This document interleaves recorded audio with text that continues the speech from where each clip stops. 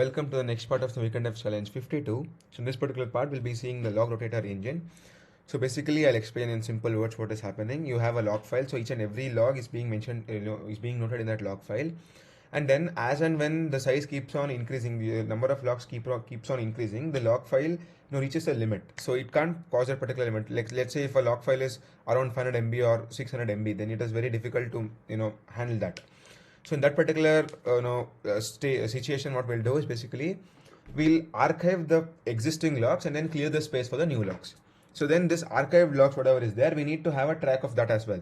We need to have which particular date was that archived, which particular, what is the name of the archived file and all. Because if it is lost, then you can't access that the archived file.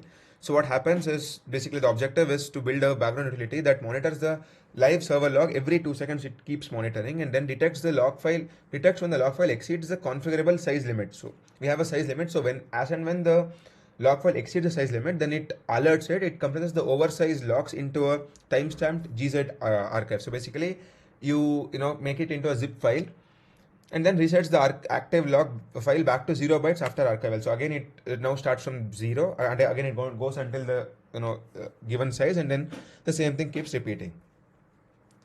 So basically, we have a function which says check and archive. So in this particular function, it checks if the current size is less than the max size. If it is not, then the program is of no use. Return false, exit. If not, then it says log reached. So rotating, basically the current size will be there, and it says rotating this much. So now we have to do two things. One is a timestamp, one is the archive name. So in this particular timestamp is basically what is the current time. So basically time.now, and then format it into year, a month, date, and then the time.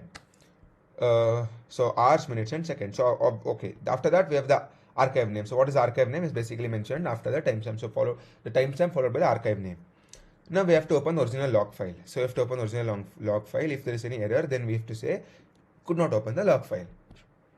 Now we have to open the GZ archive file. So basically whatever the archive file is there, we have to open that as well.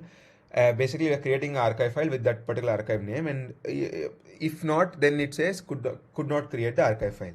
Now after that we have to wrap the archive into gzip writer. So basically whatever the archive was there, we have to convert that into gzip writer. So basically into a zip file.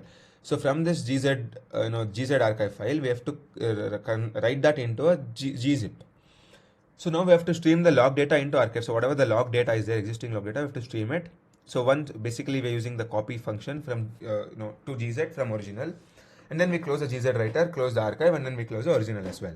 Now after that we have to close in the strict order. So gz file must close first and then check for flush errors. So we have to close the gz file first, and then if we couldn't close, then we say could not finalize gzip file, then error.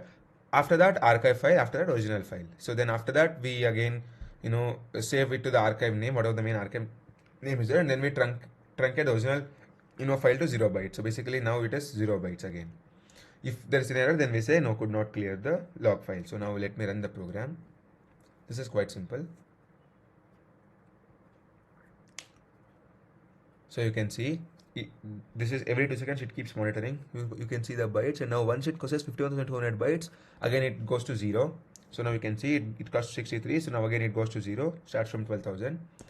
So then I click on Control C and it stops. So yeah, let me submit the program.